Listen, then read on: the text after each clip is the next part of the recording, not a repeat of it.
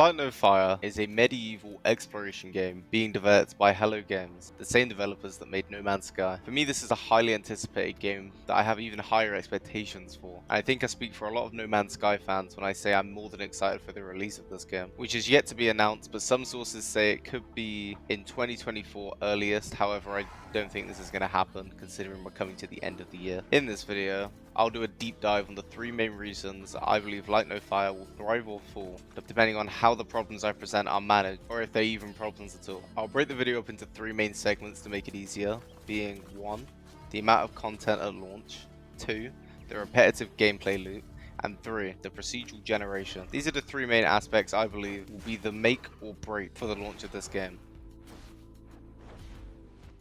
Number 1. Amount of content at launch. With any game, it's important to have just the right amount of content at launch. Not enough means the players will get bored, and too much will overwhelm the player. To get players hooked, the game needs to balance the amount of content readily available for the player from when they first launch the game, in order for people to be able to take their time and experience a game and what it has to offer at their own pace. This is something I'm not too worried about with Light No Fire, as the company has dealt with this issue before by piecing together the masterpiece of a game we know today as No Man's Sky. The reason I think Light No Fire will have it covered on this front is because Hello Games now know what players expect when a game releases, thanks to the awful release of No Man's Sky. To really understand my point, we need to dig deeper. I'm going to go over briefly why it was that No Man's Sky had such a bad launch, and what exactly they did to recover from this, and where the game is at now. To start, before the release of No Man's Sky, it was first revealed in 2013 when Hello Games showcased some footage of the game. And from that point on, it got a lot of players' attention from the get-go. There was no other game like it at the time, and especially not to the scale it was on. They portrayed the game to be massive, which it is, and this amazed people, myself included. From that point on up to its release in 2016, people were creating hype around the game's release a lot. So much in fact, it made an appearance on a TV show known as The New Yorker, in a segment about tech in 2015, a year before the game's release. All of this seems fine so far, and that's because it is, until the first problem occurred. The game kept getting delayed, which most likely upset a few people, but for the most part, it just made the anticipation even more exciting for the players. I guess people were just getting frustrated with the excitement because they wanted to experience this highly anticipated, never seen before exploration game. Moving on to the release of the game now. On that day, the players were very disappointed. But why is this? Well, to summarize it, the game was not what they portrayed due to a numerous amount of reasons, such as there being little to no alien life, hardly any multiplayer interactions, and the game just felt dead, boring, and barren. There was no quests, no missions, not even a nameless, speechless, meaningless NPC to be seen. The game felt like it had no purpose. You were kind of tossed into this massive world with no goals, little to do, and coming up to the release of the game, this is not what players were expecting. So naturally, the game received a lot of bad reviews, and lots of people stopped playing it soon after getting the game, despite it being one of the most sold games in the month of its release. Players just lost interest because there was nothing to be interested in. There was not enough content for the players to experience on launch. They did turn this around, however, as the first update, the Foundations update, included base building, freight ships, and having a home planet, and a lot of other major things that made the game worth playing. The second update, Pathfinders, which included vehicles, visiting other players' worlds, visual updates, and so much more that the community had been asking for. A third update, Atlas Rises, includes adding a story with proper quests to do in game. The fourth update, No Man's Sky Next, added proper multiplayer functionality and a massive graphical overhaul for the game, and so many more things that the community had been asking for. You get my point. No game should release in the state that No Man's Sky did. However, Hello Games showed passion and cared for their game, so any money they made from its large number of sales went right back into the game, making it what it is today, a great game. Just based off the backstory of how No Man's Sky released and how the company lost the trust of a lot of people due to their introduction to the game because of the lack of content at launch, I doubt they'll make the same mistake again. Over time, the company's built a reputation for showing players that they truly care about their creation, and I don't see why that same love and care wouldn't cross over into Light No Fire. I genuinely think it would be harder for Hello Games to mess the release up due to a lack of content than it would be to not. The only way I see the game doing bad on launch is having too much content, but to be honest, I'd rather have too much than too little. Number 2. Repetitive gameplay loop. This segment of the video is more of a personal opinion, so I'll try and keep it short, but yeah.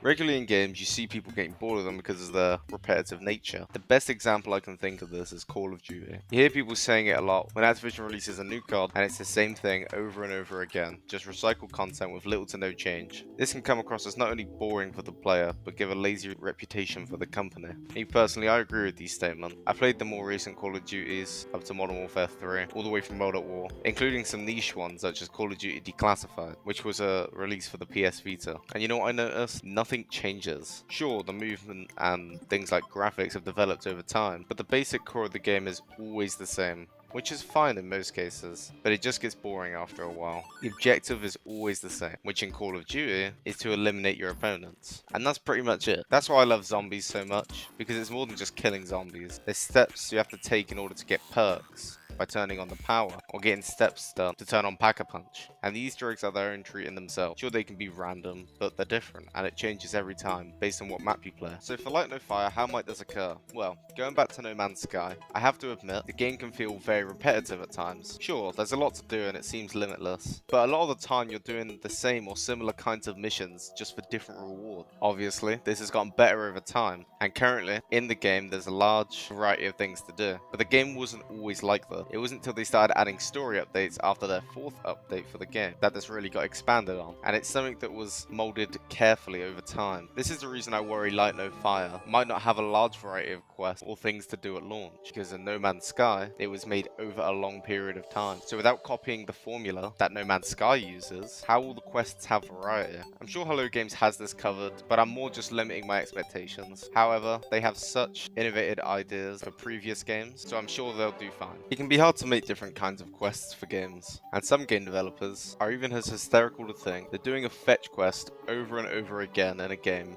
makes for a good story. Man, what the fuck is you talking about? But to give Hello Games the benefit of the doubt, they've had this issue before, and handled making the game more diverse with many different paths to take very well with No Man's Sky. This is just another thing I pray that they've taken into account for the game on release, because I don't just want to be traveling to a location to get something, to bring it back to someone, to do the same thing over and over again, time after time. The good news is that Hello Games is very experienced in making their games feel refreshing.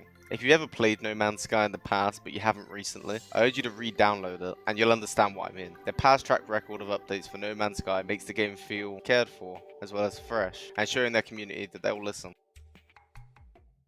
Number 3, procedural generation. Before explaining how I think procedural generation will impact Light No Fire, it's important to look at where Hello Games have used this before in previous games, and whether it is successful or not. By far, the most successful game that Hello Games has developed is No Man's Sky, and it's beautiful. I've played my fair share of No Man's Sky, and I also played it on release. And I have to say the game has come so far, created a loyal fan base due to them actually listening to the players reporting issues or content ideas and acting upon them, unlike most other game developers these days. Don't get me wrong, the release for the game was rough, but what's important to note is that the game since its release on the 9th of August in 2016 for PS4 and Windows, and then later in 2018 for Xbox, they've sold over 10 million copies. For an indie game developer, that's really impressive. Even then, on launch they had over 210,000 concurrent players on Steam alone. So it's easy to see that there's a market for players wanting a game with expansive exploration to the extent No Man's Sky has to offer. Despite their player count fluctuating throughout the years, they've continued to update the game regularly,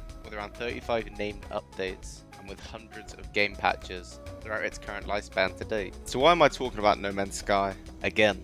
Well, in this game, every planet you come across is procedurally generated, making the game ever expanding, which aligns with the theme of the game too, as you are in space, giving you this feeling of adventure that not many other games can offer. The game is so expansive, not only in size but content too, that you can spend hundreds of hours in-game and only scratch the surface of what it has to offer. A big part of making this project come to life for the team at Hello Games was the procedural generation. It's what made the game possible in the first place. Without it, they would have had to handcraft every planet-scaled, planet continuously for players to explore, which is simply impossible. Planets being randomly generated is most of where No Man's Sky beauty comes from. No two planets are the same, all have their own beauty, dangers and obstacles to overcome, whether it's the weather, the wildlife, or the sentinel, which is a common enemy in the game. You're always being greeted with new problems to overcome. Furthermore, the landscape of the planets are amazing too. Some planets will be full of vegetation, and others will be barren. It really is different every time. Now the game does have its flaws though, in my opinion, which I won't go into in too much detail, but something that stands out to me the most is that even though the planets are always different, the pattern can feel repetitive quite frequently, and no matter how cool a planet looks, the only structures on the planet are the same across all planets, making it seem repetitive to travel to a whole different galaxy for the same reason. Can't be too critical though, as due to the size of the game this is inevitable. So overall, did using procedural generation work? The simple answer is yes, just by taking a look at the numbers I previously mentioned, but I believe this is due to the size of the game. It's essentially emulating our universe, in the sense that it's ever expanding,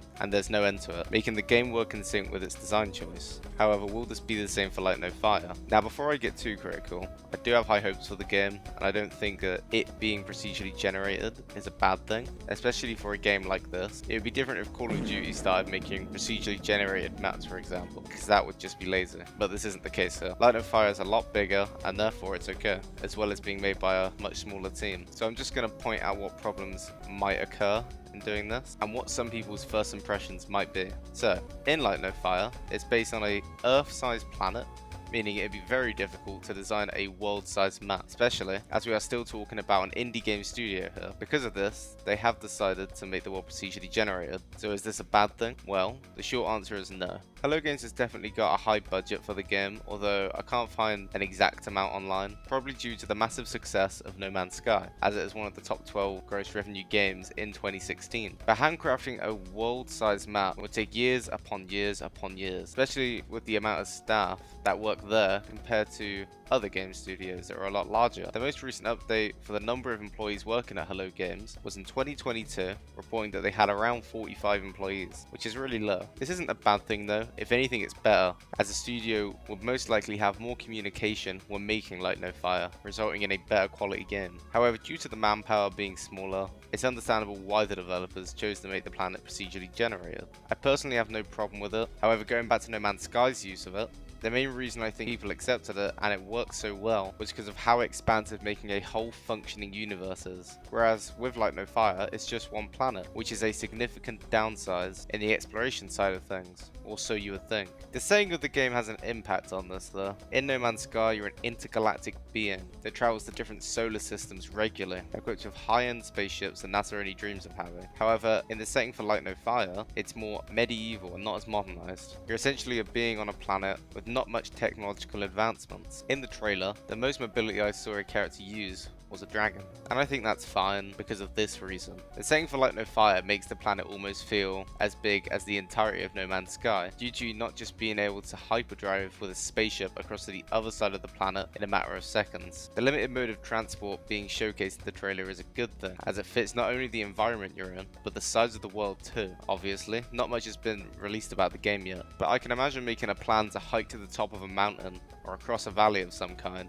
It's not just a simple task. You'll need to be readily equipped to do so, which in hand makes the world feel a lot bigger than it is. At first, I also had the worry that the world would feel dull and repetitive. However, the game seems to have multiple different terrains and a well-suited colour palette. Not only this, but the world that you're put on in Light No Fire is not just like any random planet pulled from No Man's Sky. It has a lot more depth, and it seems to have a lot more life. From the snowy mountaintops to the sea creatures living their best lives in the lake below. It seems to be not only on a much larger scale than a planet from No Man's Sky, but filled with a lot more to explore, just based on the trailer alone. You also see what seems to be allies helping you with different projects or tasks you might be working on as well, giving it this cozy sense of community that you yourself can make and become a part of. Another great thing you can see from the trailer is the weather. It seems to really fit the world you're in and creates an amazing atmosphere to get lost in, from when the rain is just a drizzle to when the lightning storms are making the trees sway aggressively, or from when the sun is shining on the calm swaying grass, or making the green Aquarius color of the lake stand out. The potential to get lost in this world seems immeasurable, yet all we have to go off is a 2-minute video and some screenshots. So if I can get all of these feelings just from a limited source of insight that we have on the game so far, it goes to show how much potential the game has and how worthy it is to fill the boots of No Man's Sky. To summarize this segment of the video, the procedural generation of the world is not only justified, but Hello Games have managed to make it work in their favour, as these enormous landscapes look breathtaking, and the world just seems so vibrant and full of exploration, and so much more. And that's it, the 3 main reasons I think will make or break the release of Light No Fire. This video was made out of pure passion and anticipation for the release of the game, and I'm just genuinely excited for when it comes out. Any criticism is purely constructive, although I find it hard to put dirt on a game when they have such a dedicated development team behind it. In the future, I'm probably going to do a deep dive into No Man's Sky and the pros and cons about the game, just purely based on how much I mentioned it in this video and me realizing how much I could ramble on about it. But yeah, anyway, thanks for watching and goodbye.